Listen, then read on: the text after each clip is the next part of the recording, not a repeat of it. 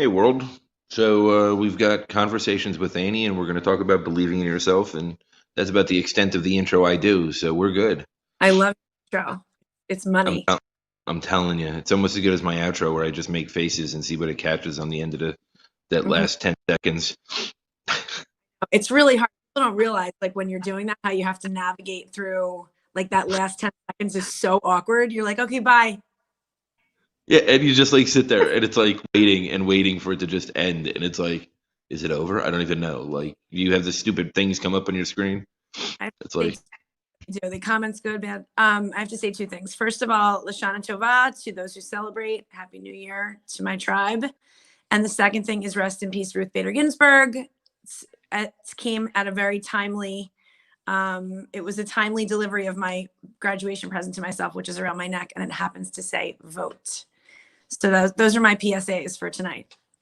those are your PSAs? Okay. Yeah, you're now allowed to talk about your subject. So we're going to talk about believing in yourself. It's something that I've always struggled with. I've been great at believing in others, and at times I've been known to be the sacrificial lamb at times and martyr myself for no reason whatsoever other than putting others first and creating a very unhealthy dynamic in those situations. Um, but at the end of the day, it really comes down to if you don't, thank you, Kenny. Yes, of course we are. Scrumptiously, deliciously, tastily, edibly, deliciously good. There you go. Vanilla cupcakes.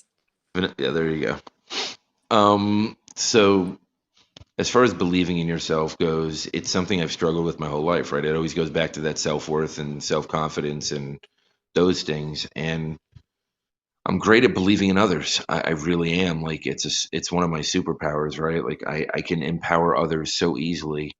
And up until recent times, I've always been able to empower others and just leave myself behind, right? Mm-hmm. And I didn't feel like I was worth it, right, to go along for the ride. Um, and then I'd create resentments and all that other fun crap, right, that comes along with that by doing so. All the self-sabotaging stuff. And um, I think believing in yourself is complicated, right? It's you can have self-confidence, you can have worth and know your value, but sometimes even just from there, believing in yourself is difficult at times because Well, circumstance plays a role. there's so you can have you can start to learn your value and start to learn your worth, but for me, like going around that final corner, totally 100%. It goes back to what you taught me, which is trusting your intuition. And you have to have your self-worth battery completely full in order to trust your intuition when you make big decisions or you're doing things in your life that will affect you. Um, and when that battery is full, which takes a lot of work because many of us, most of us don't have a full self-worth battery, right? I mean, we weren't really taught to have it. Our parents' generation didn't understand that we didn't need to be shamed about everything bad that we did because we were just kids. And, we formed these at our most developmental years from 2 to 7 or 2 to 8 were formed during times with a lot of probably inner turmoil and a lot of chaos around us, most of us. And when that ensues during that time in your life, you don't get older and grow with a lot of self-worth. Therefore, you don't trust your intuition. And therefore, you don't always believe in yourself. And a lot of people sing the song about, sing their own, what's the expression I'm looking for? Like, I don't know. Dance to your own beat or Yeah, dance to your yeah, own yeah. music.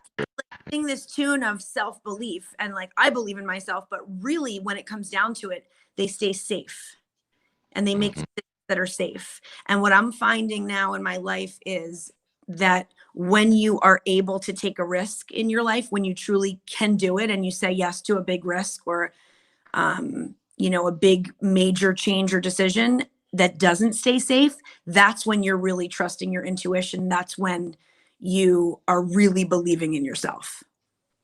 And that's tough, right? Because there's multi levels to that, right? Because there's personal, there's professional, there's all different levels. I mean, even personal has multi levels, right? So I feel like you can be really strong in one, but you don't have to be strong in all of them, or you're not being strong in all of them. Um, like there's certain things that I still doubt myself on, and then there's certain things I don't at all anymore. It really depends on what the topic is now. Yeah, I Uh, mean, for anybody across the board, like, um, you know, do we doubt ourselves? Do we not? There's going to be areas where I feel more confident than others, and oftentimes I think when we age, we get used to being confident in certain things, and then we don't work on our weaknesses. We don't work on our areas of development. And when you can really do that work, you can find ways to become more confident in those areas. But if you don't work on those, you can't. well, and that goes back to, how we were brought up, right? Like, I mean, nothing against our parents. They did the best they could, but it was a different time, right? Like we were always taught, all in on your strengths. And that's great at a point, right? But if you're not building up your weaknesses at the same time, then you're still deficient in many areas. Um, Well, that and but I also think there's something to be said about when you can surround, if you do have areas of development, do you surround yourself with people that can build you up in those areas? And do you surround yourself with people with those strengths that you're weaker in? And then, do you know what I'm saying? yeah, I think that goes more to leadership, though, right? That's more about, building the right team around you, and then goes back to your inner circle, having the right people in your circle. That's what I Um, mean personally too, like your spouse, your partner, your best friends, you should complement one another. You don't always have the same strengths and same, areas of weakness. You might be really good at something that your best friend is not, and you complement each other in that way. But the point of the matter is, like, you should be surrounding yourself with people that lift you up. And when you surround yourself with the right people, it helps you to work on those areas of development no matter what. well, and that goes back to toxicity, right? That goes back to people that we keep in our lives because of guilt, because of, being empaths. It makes it harder, right? Because we don't want anybody to be in pain because we feel it. So it's like it's a natural instinct of ours to try and protect those people to the best of our ability. And I mean, I've kept so many of those people around over the years for And why do no. why do we keep people, to protect them? Are you saying to save them? Is we that inner need? I think part of it is self-sabotaging, right? Part of it is self-sabotaging. I'm about to make a big step forward, so let me keep somebody around that's going to try and keep me down a little bit. Uh, Um, and okay. then part of it is we feel bad because we know what they're going through emotionally, and we feel it, right? Being empaths, we know what they're going through, and you know, even if we have nothing to feel bad about, we just feel bad for them as people, Yeah. um, because we But want to save everybody. it really does kind of go back to like what you said about believing in yourself, because if you truly do, like I said, it's those notches of, intuition and believing in yourself and personal strengths and sharpening all of that. And if you do really have that, if you do the work to have the self-worth in order to believe in yourself, then you're going to realize it's not your job to take care of those people. It's not your job to be the martyr, you Hmm. know? But even if we are empaths and we do feel it, it's still on the other people to do what they need to do to improve, to be about, their best selves. It's not our job. But, sometimes it's not easy to rid yourself of toxicity. Sometimes it's your sister or, your aunt or your boss, and you have to be around that. And I think when you do present as your truest self, sometimes that can be really hard when you can't get away from it, kind of. Well, it creates an internal conflict that just eats you up on a daily basis, right? Like it's when you start finding your truest self and you find your most authentic self and you're able to live in that space, things like that will start tearing you down, right? And it little by little will take away your self-worth. It little by little will take away your personal value, like you talked about earlier. If you allow it to. So if you practice what you and I always talk about, which is allowing, there are certain people that are going to be in your life that have to be in your life. Let's just say, I'm going to name somebody that's made up, your uncle. Okay. I don't even know that, but I'm just saying, let's say you have an uncle and he lives, down the street, and he's always over with your parent, whatever, whomever, and you spend tons of time. because that's the way your life is, right? And there's really no way around it. Like there's a certain amount of acceptance that you can find and allowing that person to be who they are so it doesn't affect your self-worth. But Well, that's uh, but again, right? Again, it's multi-layered because it depends on the interaction. It depends on what level you allow them in, and it depends on. There's so much tied into this. Like this could be a whole nother topic, because like it depends what role that person played in your life at one point, right? sure. Like if it's an uncle that you saw once a year on holidays, then No, it really doesn't. I'm talking about someone who's like immersed in your family and you know, who's at your family dinners, who is always in your life, but that person is has toxic negativity. You know, it's like you can't really, I'm just saying, like, you can't really avoid it. So you have to learn to accept that person for who they are. It doesn't mean you have to roll over. It doesn't mean you have to condone their behavior, but it does mean that if you reach a point of acceptance, then you can be free. But I know so many people that have a family member or just a best friend that just lingers and is around, you know, and they just can't get rid of them. And then I'm like, you know what? If you can't sever that cord and be, you know, and it's going to chip away slowly at your worth and Yeah. your self and everything about your being if you don't work toward acceptance and allowing that person to be who they are. And again, I want to state this again because it's really important. It doesn't mean condoning. Like this is one of my biggest things. When you allow in life, it doesn't mean you're agreeing with it. And it doesn't mean you're saying, oh, that's fine and rolling over. It doesn't make you weak. When you allow, it actually brings you closer to freedom. Yes, depending on the circumstance. Because again, I think that there are circumstances that just do need to be removed, right? Depending on what the circumstance is. And Well, okay, we know that. We get that. I'm just talking about the circumstance that you can't remove. Okay? So I'm just talking about that non-removable person that is like an ornery, you know, negative person that's part of your family or, you know, circle, and you just got to sometimes get to a place where you're confident enough in you that their comments don't mean anything anymore, that you know you sort of get to a place where they don't bother you. It just rolls off your back because you've reached a place of confidence and belief in yourself, so therefore you have acceptance of them. Does that make sense? no, I agree 100%. I think that there's many cases like that in all of our lives, right? And I think we come across those people, you know, even people that at one point in our lives were the ones who impacted how we became the way that we were, Absolutely. right? So I think, and a lot of times it's not even their fault, right? It's they did the best they could that at the time. So, but we have to allow that also, right? We have to accept it, release it, forgive them, forgive ourselves, and just release it. And it's hard sometimes, right? I mean, it really is. And It's very again, Harry. Well, so one of my favorite quotes in the world, probably my favorite quote, is if you want to be a slave, harbor your resentments, because then you're truly the one that's harboring all of it and you're truly the one that's bogged down by it.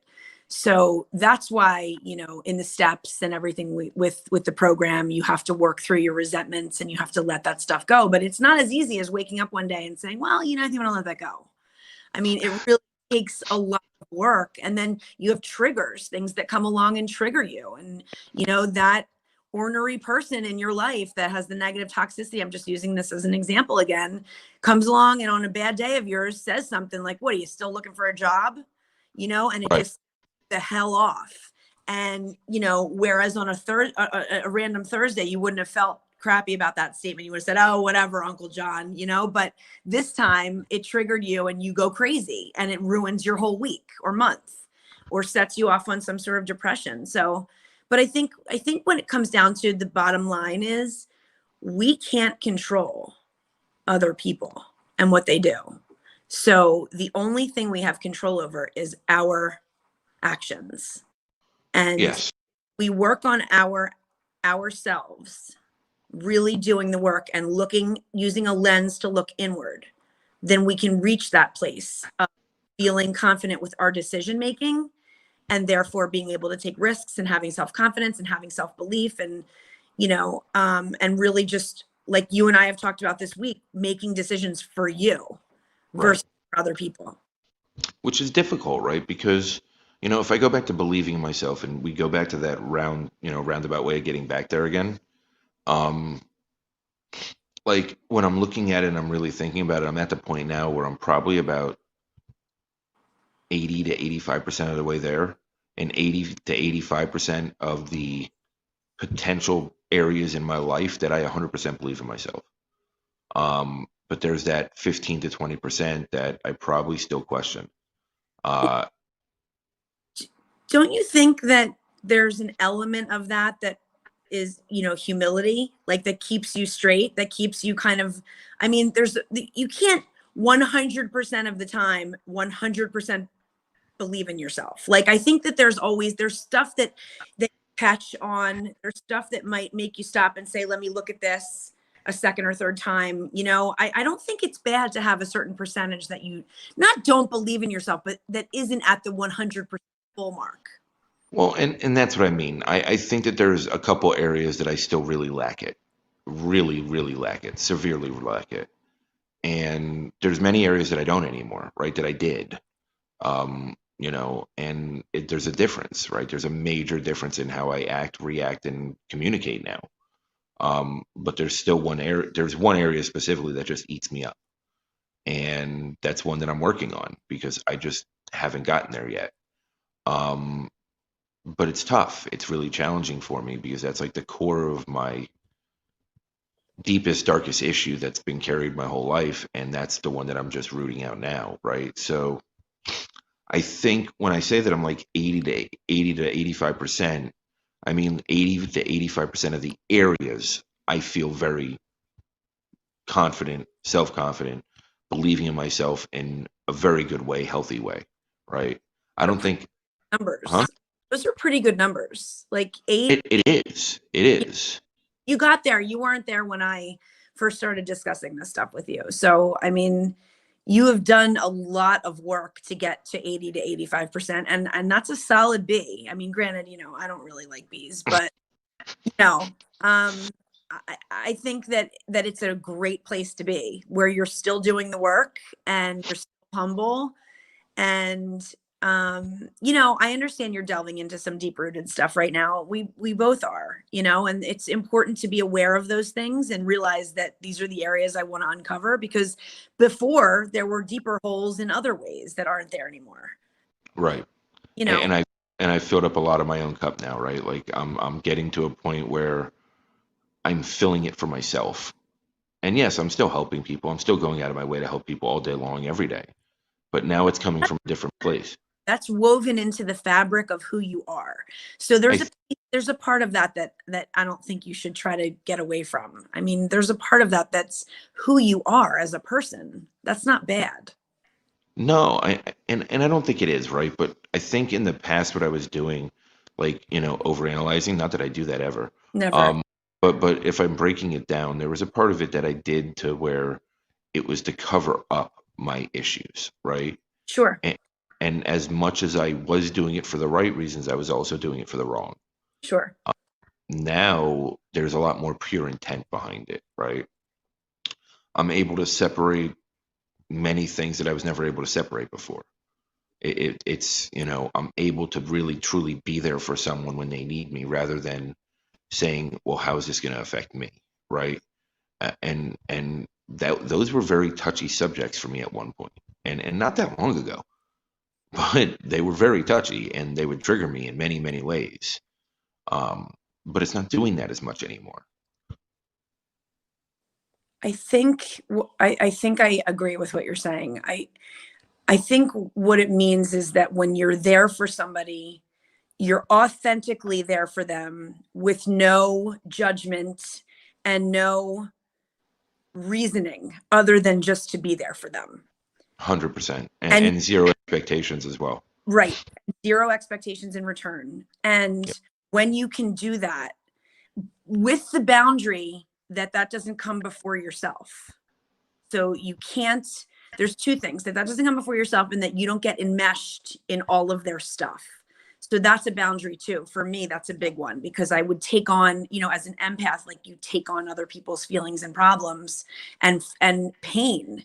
And then you start to take on that with your own, and you're not even looking at your own, and then it becomes a whole big mess. So having those boundaries are super, super important. And I think that's something really heavy to navigate through, where that line is between yourself and someone else, and why you're doing what you're doing. Is it really like 100% pure, but without sacrificing your own self and your own being? No, I agree, right? And it's very, very tricky, especially, since I've been an empath my whole life and I've been aware of it most of my life. It gets very tricky, right? Because for me, I used to blur the lines on purpose almost because it was an easier way to hide, right? And That's a it was really good, really good. I mean, it was a very easy way for me to just hide in plain sight, right? To take on somebody else's stuff and be the martyr and be that person to self-sacrifice for somebody else and, you know, just not have to deal with myself, right? And now I have a whole different approach, right? It's just there's this major shift within me and it's amazing. Mhm. And I feel like, I feel very empowered for myself for a change, and that I'm doing the right things and that I'm really working hard and that I'm pushing forward. And those are things that I would never say about myself before.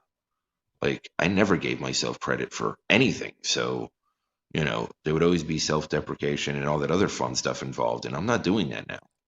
Like You're the not. way, no, the way that I'm wording things is completely different. And yeah, I still have some words in there, but I'm little by little removing them, right? So it's just a process. And again, it comes, having the right people around you, It's a right? mindset too, Michael. Like you made a choice, and you make a choice every day when you wake up to work on yourself that day and be the best person and self you can be. Like it sounds simple, but it's really not simple to wake up every day and do that.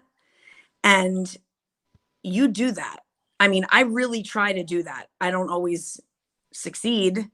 I do my best every day, but I don't always succeed at being my absolute best self. I'm still learning what and who my best self is.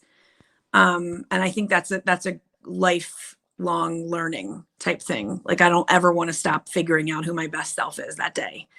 Um, but I think that you're definitely doing that, and your work is paying off, and the hard times are hard, but they are not overcomable. They are overcomable. They are not unovercomable, is what I was trying to say. Double negative. So The wordsmith. you Um, can over obstacles is my point. And you've shown that, having a couple of bad days or having really bad ones, and then coming out of it and rising from the ashes the next day and saying, I'm going to be my best self and not get into bad habits and bad patterns. I think that that's so huge. You have to give yourself credit for that. I am slowly, right? Like I know I'm getting there and I know that I'm getting more consistent with it, right? And I think consistent's a better word than saying I'm there. But I'm becoming more consistent with it. Um, yeah, I still have bad days, not as often, right? Nowhere near as often. But even during the bad days, I don't react the same way I used to either. Mm. My reactions are not like what they were, right? Like I had a habit of being passive aggressive. I had a habit of, just spewing emotions everywhere. I had a habit of, trying to overcompensate for what I felt like I was doing wrong, right? And I don't feel that today because I don't hold it against myself. I'm not trying to prove anything to anyone because I don't need to. But in order to become that, I just want like anyone listening that we're trying to help to know, like in order to become this way and to improve and to be your best self that you are today, and make these changes, you had to go through it. You can't go around it. You No. have to go through it. And we've both tried to go around it several times, many times. And Mm-hmm. I tell you that you will fail if you try to go around your issues and dance around them and not take a look deeper into what it really is bothering you and why you are acting the way you're acting. So, I just think And, that, go ahead. No, sorry. But again, it goes back to another post you did this week about taking the easy way or taking the hard way, right? And how you reference these things as you're going. You know, there's so many different decisions in life, and compromising on one can chip away at others, right? And finding either band-aids or the easy way. I mean, I've done it so many times in my life, so many times. I wanted to take the way with the less resistance. I wanted to just, take whatever was coming my way and just be okay. To step outside of that and really, really dig deep and believe in yourself that you can overcome whatever the obstacle is. Like Mhm. that is a total different story. I completely, I mean, I did it this week. I Yeah, you did. I Yeah, you did in I many ways. was thank you. No, I'm saying like I made a couple of decisions that weren't aligned with who I am as a person. And they were relatively minor, but when looking at it as the big picture, it made me start to crumble because it was like you said, it chipped away at who I am. And the only And it's way but real quick, not to cut you off, but it's that quick silent chip away. It's where you don't even notice it at the moment, I know. and, and it's like a day or two later goes by, and you're like, why am I still thinking about this? Yeah. Wait, It's wait, really okay, silent. It's really the silent chip away is a good, it's like the silent woodpecker at you, like gnawing at you. Like it's, and then when I looked at my life as like the overarching view of my life, and then I took the inner lens view, I was like, I see what I did there. And that was old habits and making decisions that were, like you said, the easy way, like the easy good, the go-to, and it doesn't matter what the specifics are. That's not the point. The point is that any of not your a, any of your, oh, I'll just do that, or oh, that feels good for the moment, and it's like, is that aligning with my overall vision of my life and my purpose and who I am? And that's the only way I got out of this week, was to see that. And so thank you for showing me that and helping me sort of see the light, if you will. anytime. I mean, it's always easier to see it in somebody else, right? Like, I mean, that's just a reality. Yeah. So, but again, it's decisions that we don't even think about because they're so habit based, right?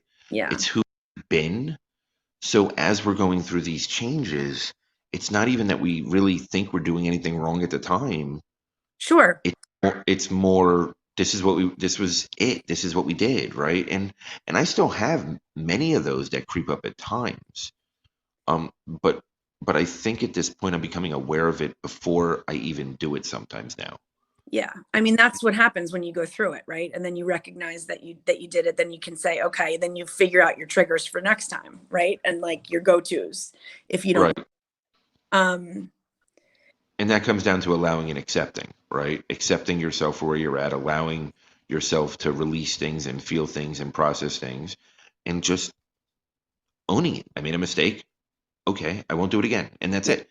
yep. And it doesn't matter what it is, right? Like, you know, for me, it was this week, Thomas, right? Thomas really triggered me this week, and in a bad way, right? Like, I think that was Wednesday, but it was horrible for me.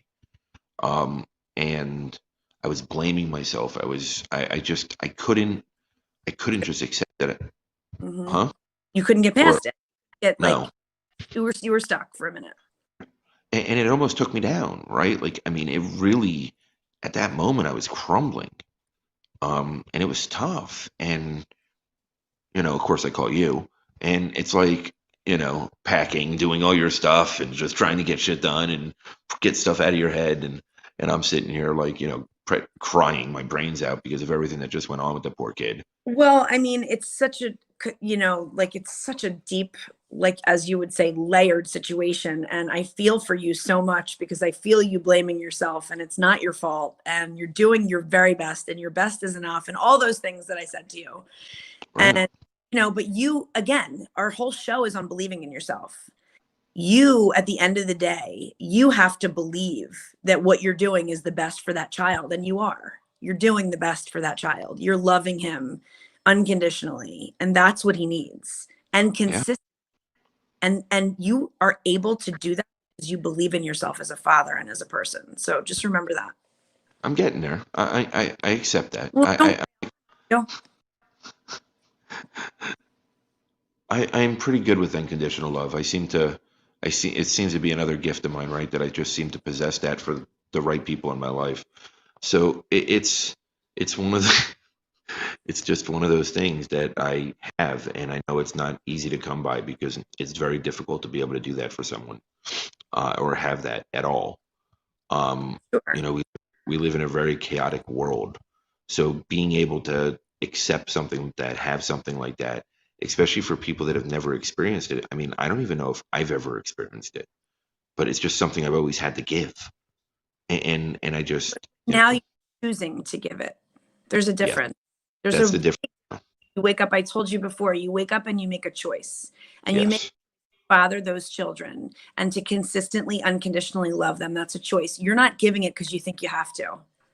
No. You're there's No. a big It is. It's. I give it because I want to now, not because I need to or I think I need to. Right. I give it. I mean, my kids. That's a tough one, right? Like they're my kids, so it's a need and a want. But I would do it either way.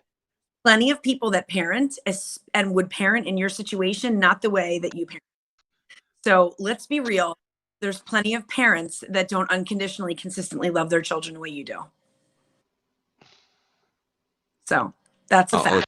I'll accept that because I can't argue it right now. So You're, I, you're not going to contradict everything I say on this show, only on my show. maybe. Well, there's some things I just can't argue with. You're putting me on this. You're right, and I can't. I can't argue it. I do. I said that, but it's damn true. So you know it too. So I that's know. we can end on that fact. All right. Well, Kenny, have a great night. Kenny, good night. Good night, Kenny. In the future, thank you. We are grateful. Yes, we are.